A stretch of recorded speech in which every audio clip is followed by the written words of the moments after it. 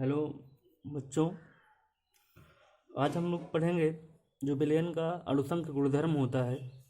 उसमें आप लोगों ने वान हाफ समीकरण पर आधारित गणनाएं को अपने 2 दिन में पढ़ा था।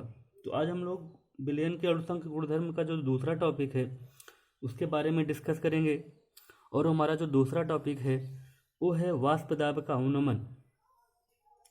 ये बहुत ही महत्वपूर्ण टॉपिक है। इसमें से हर बार लगभग कोई ना कोई यहाँ पर हमारा अंकित प्रश्न पूछा जाता है। तो इस बारे में हम लोग यहाँ पर केयरफुली पढ़ेंगे इसके बारे में कि वाष्पदाब का अनुमान होता क्या है। तो हम शुरू करते हैं कि वाष्पदाब का अनुमान है क्या। जैसे कोई भी हमारा यहाँ पर शुद्ध विलायक है और उस शुद्ध विलायक का जो वाष्पदाब है पी है। यदि कोई हम शुद्ध विलायक ले लें, उसका जो वाष्पदाब है पी है, और उस विलायक और विलय से कोई ना कोई यहाँ पर हमारा विलयन बना होगा, तो शुद्ध विलायक का वाष्पदाब हमारा पी है तथा विलयन में विलायक का वाष्पदाब पी एस। एक हमने शुद्ध विलायक लिया है तथा कोई विलयन लिया है और उस विलयन में उस विलायक का वाष्पदाब हमारा पी एस है। तो शुद्ध विलायक का वाष्पदाब हमारा पी है तथा विलयन में विलायक का वाष्पदाब हमारा पी एस है।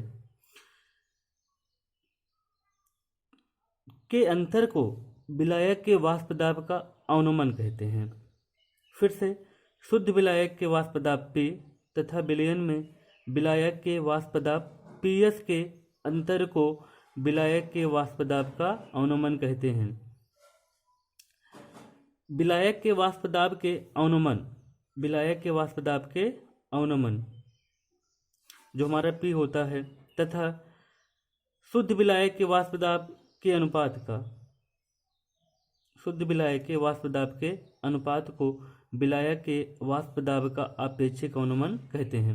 तो कहने का मतलब हुआ, जो यहाँ पर हमारा विलायक के वाष्पदाब का अनुमान है तथा शुद्ध विलायक के वाष्पदाब के अनुपात को विलायक के वाष्पदाब का आपेक्षिक अनुमान कहते हैं। अब विलायक का वाष्पदाब हमारा जो विलयन में उपस्थित विलायक है उसको हम लोग काउंट वहाँ से करेंगे, और जो हमारा शुद्ध विलायक होगा, जो हमने बाहर से विलायक लिया है, उसको हम लोग यहाँ पर कैलकुलेट करेंगे। तो विलायक के वाष्पदाब का जो अनुमान होता है तथा शुद्ध विलायक के वाष्पदाब के अनुपात को विलायक के वाष्पदाब का आपेक्षिक अनुमान हम लोग कहते हैं।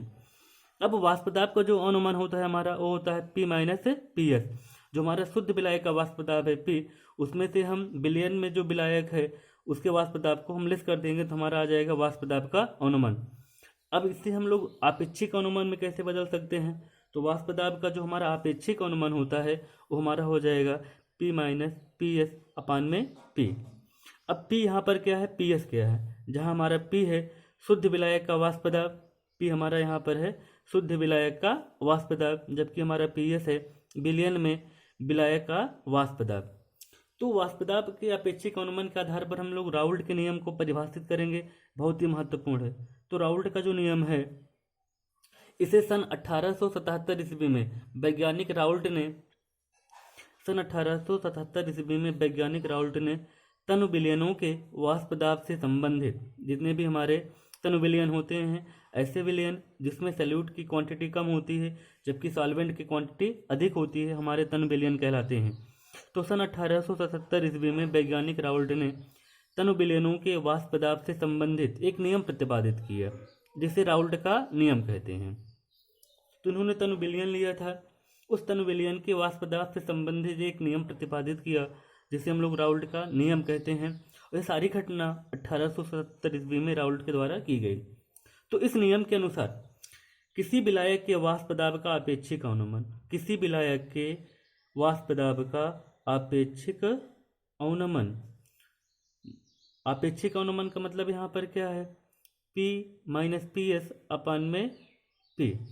किसी विलायक के वाष्पदाब का आपेक्षिक अनुमान विलयन के मोल प्रभाज के बराबर हो सकता है, या फिर हम कह सकते हैं किसी विलायक के वाष्पदाब का अपेक्षिक अनुमान विलयन में उपस्थित प्रत्येक घटक, मतलब विलय और विलय के मोल प्रभाज के बराबर होता है। The relative lowering of vapour pressure, the relative lowering of vapour pressure of a solvent in a solution is equal to the mole fraction of solute. तो जो सल्यूट होता है, जो हमारा विलेय होता है, उसके मूल प्रभाज के बराबर होता है क्या? किसी विलायक के वाष्प दाब का अपेक्षिक अवनमन। तो हम लोग डिफाइन कैसे कर सकते हैं? किसी विलायक के वाष्प दाब का अपेक्षिक अवनमन विलयन में उपस्थित विलेय के मूल प्रभाज के बराबर होता है।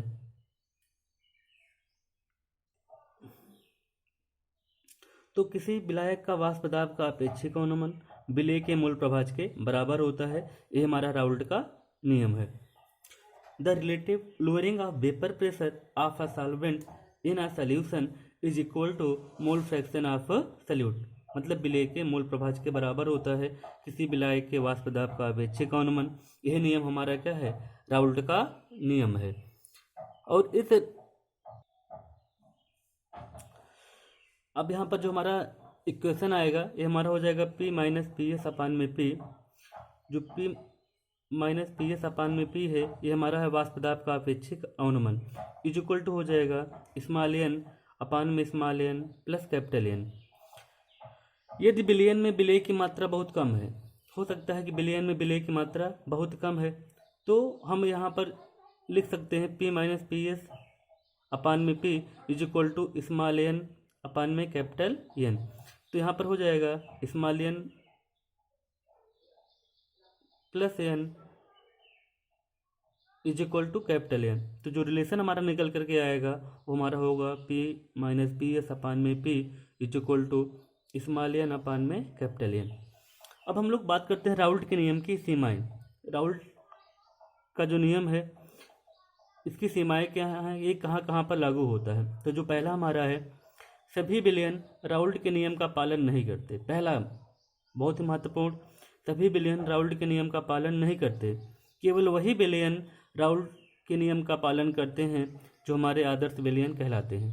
तो यदि हम आदर्श विलयन को डिफाइन करें तो आदर्श विलयन वो होते हैं जो राउल्ट के नियम का पालन करते हैं।